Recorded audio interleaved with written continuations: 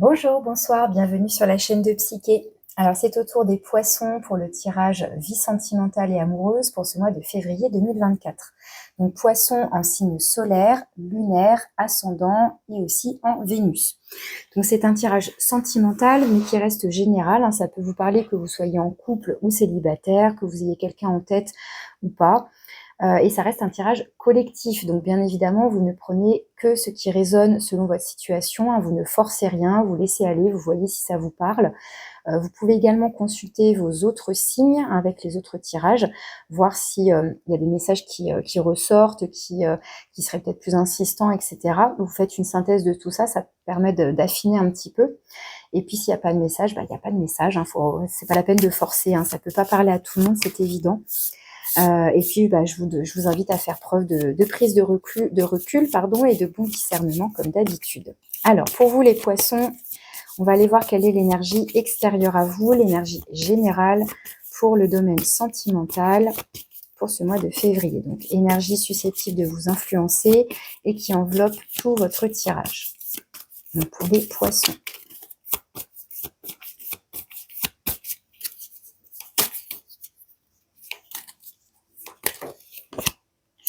Vous avez la roue de fortune.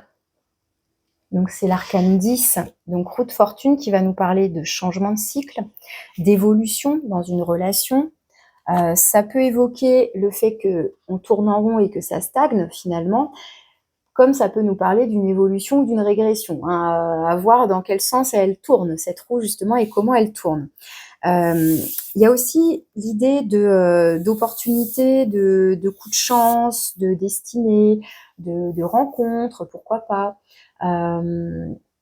Et puis voilà, globalement, d'une étape, d'un changement de cycle. Donc par exemple, on est célibataire, hop, on rencontre quelqu'un ou on envisage de se remettre en couple. Ou à l'inverse, on est en couple, mais voilà, et puis ça évolue dans un sens ou dans un autre. Soit la relation, elle se développe, elle grandit, elle passe à une autre étape, soit ça s'arrête. Voilà, ça peut vraiment aller dans différents sens. Donc, je vais mettre ça en lien avec une carte de l'oracle Molly, et puis bien sûr, vous adapter selon votre situation, en fonction de si vous êtes avec quelqu'un ou pas, etc. Alors, avec l'oracle Molly, qu'est-ce qu'on a en plus de la roue de fortune pour vous les poissons? Isolement. Donc là, plutôt seul. Alors, pareil, on peut se sentir seul alors qu'on est en couple, ça arrive. Là, il y a peut-être besoin de prendre du recul, peut-être qu'on a, on a envie d'être seul tout simplement, on n'a pas envie de faire de rencontres, on a besoin d'être dans sa bulle, peut-être qu'on a besoin de comprendre certaines choses. Alors, je vous prends une autre carte, ou alors on se sent seul dans un couple, comme je vous le disais, et on a envie que les choses changent. Je vous prends une autre carte avec l'oracle de l'amour pour compléter donc cette introduction.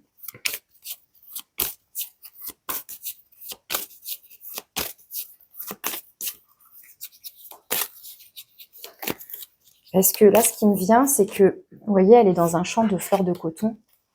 Et ça pourrait être l'idée de je suis entourée de plein de monde, et pourtant je me sens seule. Ça ne veut pas dire qu'on a plein de prétendants ou de prétendantes, c'est pas ça non plus l'idée, qu'on soit courtisé à ce point-là. Mais on peut avoir ce sentiment de solitude, alors qu'on est entouré. Ou justement, on est entouré par des amis qui sont tous en couple, et puis nous, finalement, voilà, on est tout seul. Enfin voilà, ça pourrait être ça. Alors qu'est-ce qu'on a ici? Ah, on a le bonheur. Alors est-ce que tout simplement on est bien tout seul dans son coin? Est-ce qu'on se sent bien seul et que finalement on n'a pas envie de changer quoi que ce soit? À voir, hein, pourquoi pas. En tout cas, cette carte du bonheur, là, dans ce jeu, elle vient apporter, vous voyez, c'est la carte qui est toute rose, elle vient pour moi apporter quelque chose de très doux, elle va venir peut-être un petit peu tempérer ou adoucir des énergies qui seraient peut-être plus dures. Donc, à voir. Alors, je mets ça en lien maintenant avec le tarot. On va développer un petit peu tout ça. Donc, je commence par les énergies qui vous sont favorables dans votre vie sentimentale, hein, les énergies bénéfiques, qui vous soutiennent, qui vous aident, qui sont donc positives.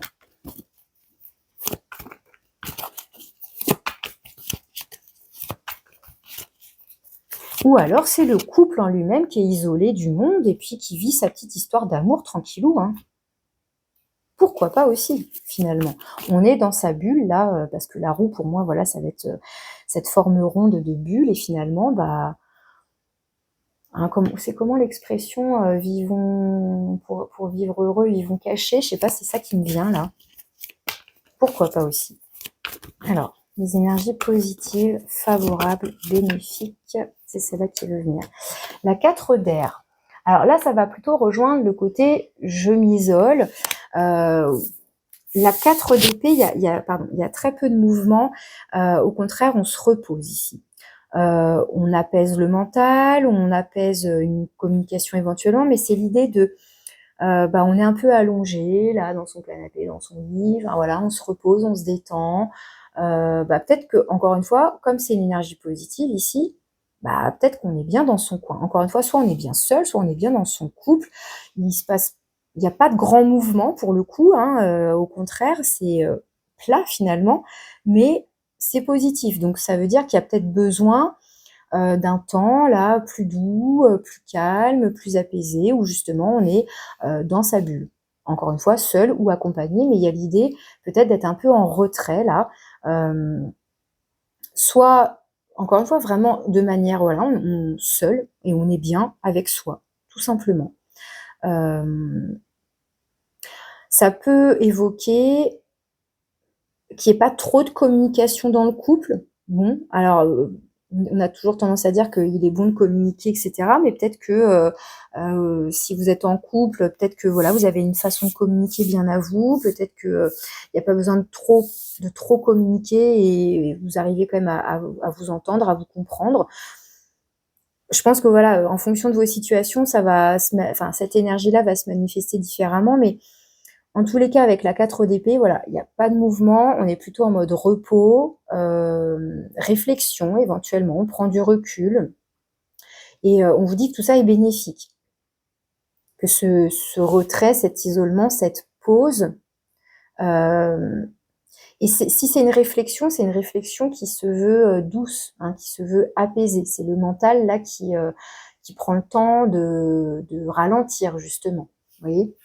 Alors, qu'est-ce qui n'aide pas à l'inverse? Le point de vigilance, ce qui pourrait être challengeant pour vous là dans votre vie sentimentale.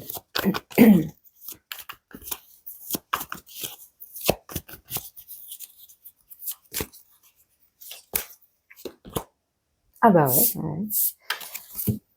La tour, alors là, ça va être un peu, je sais pas que c'est tout l'inverse de la 4 d'épée, mais là, vous voyez, c'est tout tranquille, tout doux, voilà. Et la tour, c'est pouf, le coup d'éclat, la dispute, le patatras, l'événement soudain, brutal, etc. Alors, ce qui n'aide pas ici, alors soit, ça peut être plusieurs choses, je vais peut-être aller la recouvrir cette carte-là. Ce qui n'aide pas, ça peut être des fondations qui seraient peu stables, peu solides dans la relation, hein, ça pourrait être ça. Ça peut parler de la maison en elle-même, du foyer en lui-même, encore une fois, de son chez-soi, du cocon hein, dans lequel on est, si on partage sa vie. Alors, ça peut être par exemple aussi une relation où c'est chacun chez soi. Et du coup, ça peut être une difficulté. Est-ce qu'on a envie de vivre ensemble ou pas? Est-ce qu'on est d'accord? Est-ce que justement on se sent isolé dans le sens où on habite loin l'un de l'autre ou est-ce que ça nous convient?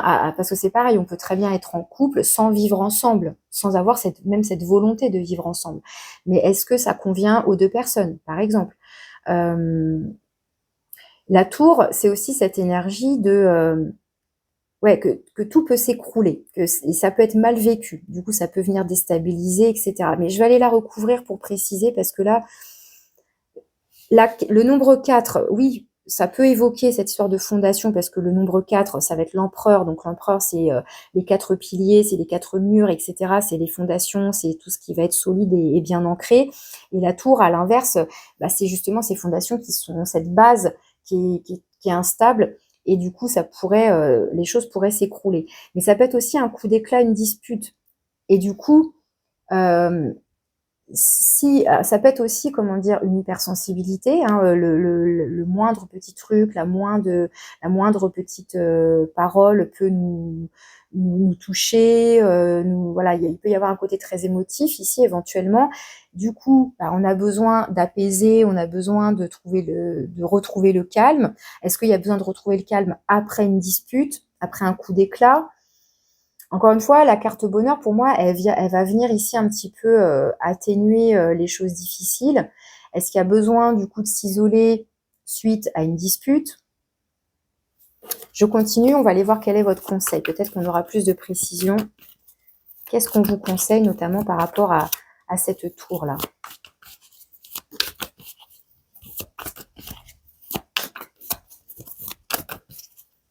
Ou alors, tout bêtement, on vient vous dire ici que de trop vous isoler dans votre tour, ça vous rend inaccessible. Alors certes, ça vous fait du bien de vous reposer, de tout ça, mais avec isolement, est-ce qu'on s'isole pas un peu trop tout en haut de sa tour et au point d'en devenir inaccessible? Je sais pas, il y a cette idée-là qui m'est venue. Alors, quel est votre conseil?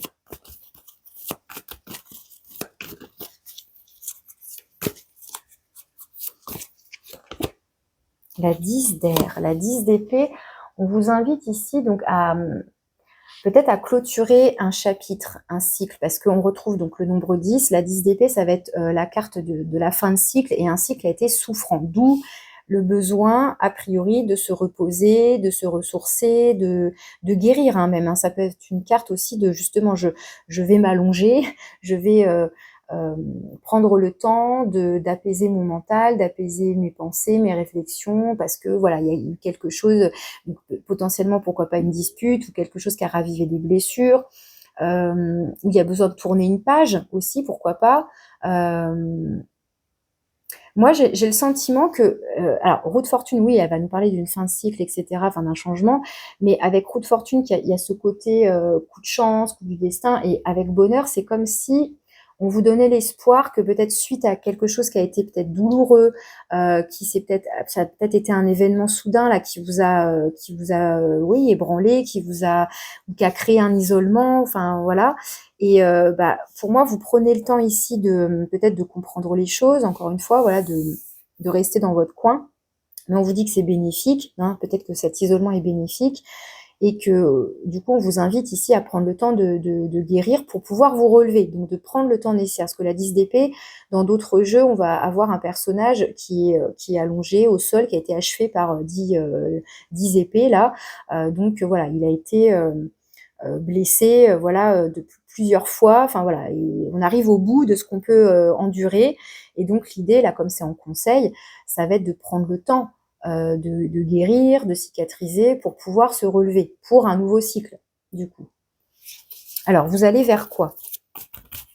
Potentiellement, vous vous dirigez vers quoi? Ouais, il me semblait bien que je l'avais reconnu. Vous vous dirigez vers la roue de fortune.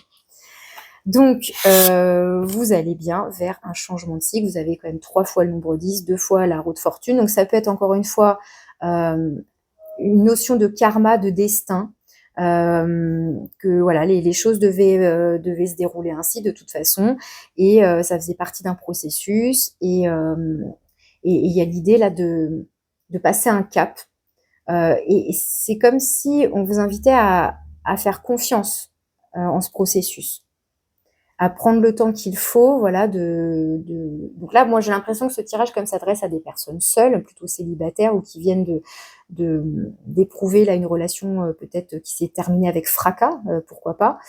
Mais voilà, on vous montre pour moi ici que potentiellement, voilà, de belles choses peuvent arriver. Parce qu'encore une fois, la roue de fortune, ça peut être un coup de pouce, un coup de chance, une occasion, une opportunité, enfin quelque chose, un cadeau même qui pourrait arriver à vous. Et là, le cadeau, déjà, ça va être de sortir d'une éventuelle souffrance, ou de quelque chose qui vous a peut-être voilà, blessé ou déstabilisé. Enfin, encore une fois, tout est nuançable hein, en fonction. Et qu'une fois qu'on a passé ça, qu'on a pris le temps d'apaiser tout ce qui avait besoin d'apaiser, eh bien, on va pouvoir passer à un autre cycle beaucoup plus épanouissant. Et on n'est pas sur la page blanche, mais vous voyez, c'est juste rose, quoi, point. Et il y a presque, pour moi, tout à écrire, tout à inventer, tout à peindre. Enfin, vous voyez, c'est la nouvelle page, quoi. Je la comprends comme ça, votre carte ici. Alors, qu'est-ce qu'on a en plein cœur pour avoir donc la synthèse de votre tirage, éventuellement votre état d'esprit?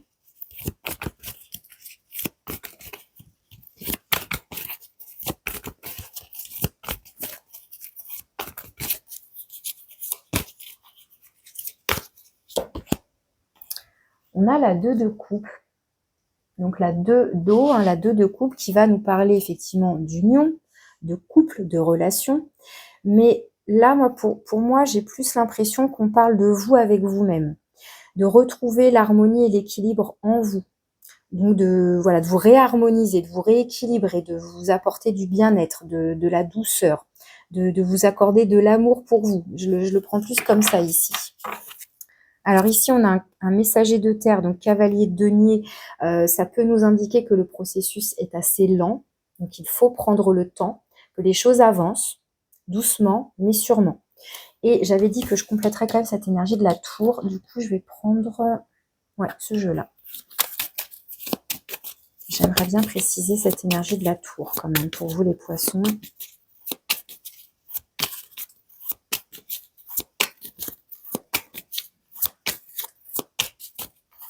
Ça peut être quelqu'un qui vient à vous, lentement mais sûrement, ça peut être vous.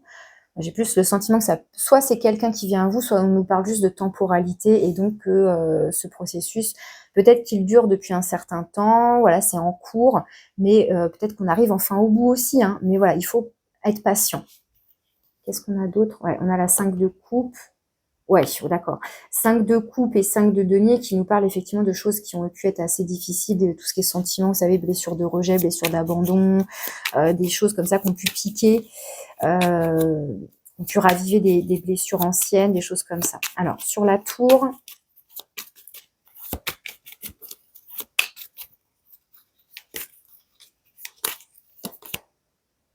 j'ai cru que c'était encore la roue, mais dans la même idée quand même, on a l'as de denier. Vous voyez, on a encore ce cadeau là, cette tour. Alors ici, ça vient en challenge. Alors, est-ce qu'il est question d'un déménagement, d'un nouveau départ, hein, parce que du coup, c'est un as. Donc, on a 3 fois cette notion de fin de cycle avec les nombres 10. Et là, on a l'as ici. Donc, le 1, voilà, le nouveau départ, le démarrage, qui vient ici en challenge. Donc, est-ce qu'il est question, par exemple, pour certaines personnes, pour certaines situations ici, qu'il serait question de quitter, il serait question donc de quitter un foyer, un logement, peut-être qu'on vivait avec quelqu'un et puis patatras, ça s'écroule.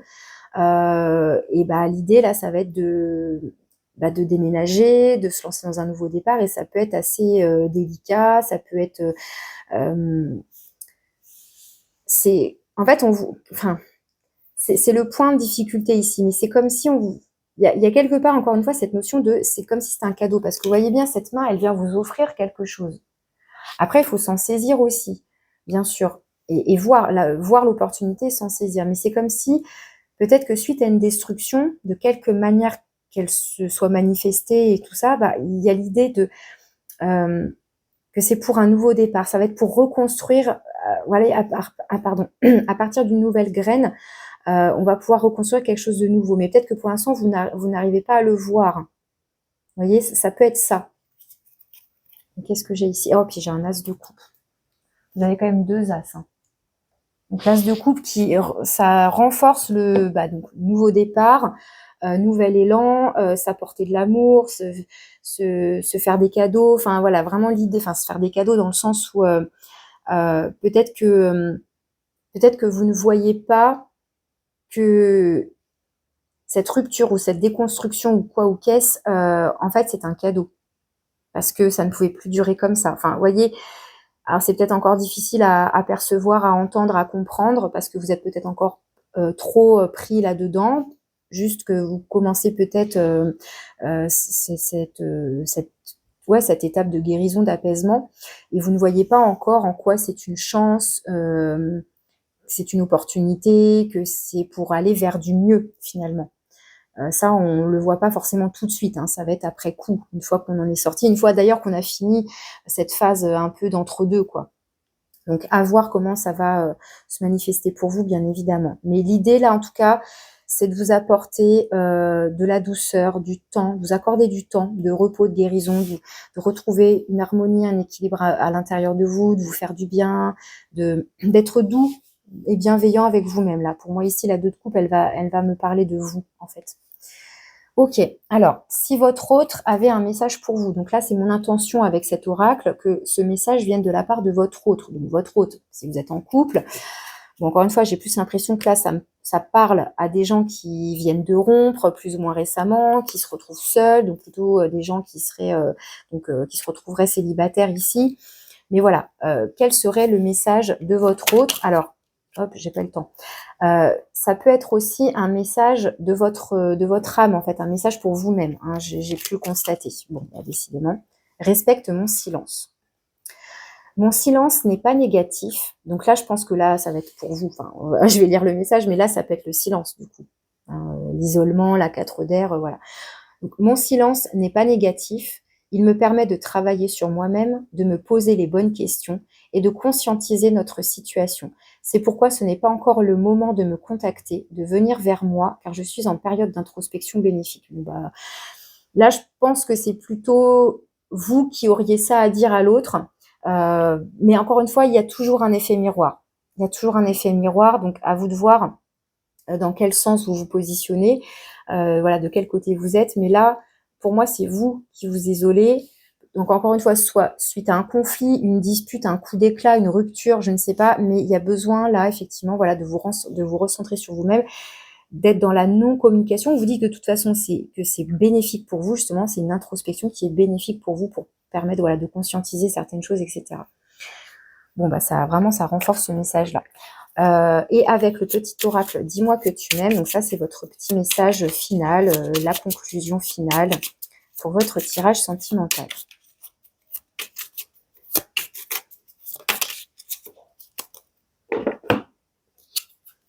Le sacrifice.